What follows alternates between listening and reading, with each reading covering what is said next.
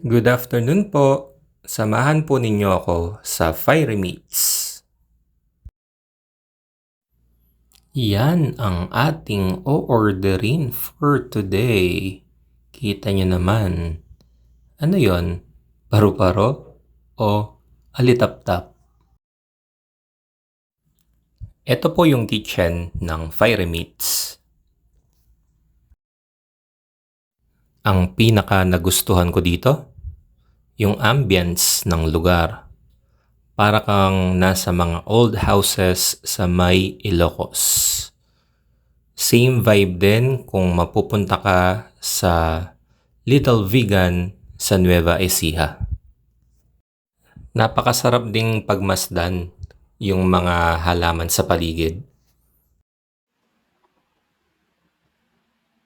Dito naman po ang kanilang alfresco dining. At dun sa loob, kung gusto ninyong naka-air condition. Siyempre, gusto namin presko habang kumakain kami. Kaya nagstay kami dun sa dining area na naka-air condition. Ito na yung kasama dun sa unlimited steak na in-order natin. Meron tayong macaroni salad, wings, mashed potato, fries, and sausage. Yan yung ating soup. At ito yung mga steak natin na medium well ang pagkakaluto.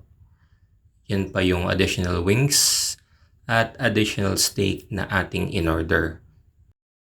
Ito pa yung additional flavors ng mga wings nila. 2 ways yung pagluluto nila ng steak dito. Pwede mong ipag-grill at pwede rin siyang pan-seared. Tara, let's eat! Sila po pala yung mga kasamahan ko sa work. Bale, combination po yan ng mga quality auditors, operation supervisors, at yan, ang poging yan, ang aming senior operations manager. Ako po pala, si Kong Jones, ang kanilang operations manager. Thank you so much for watching, everyone. Until next time.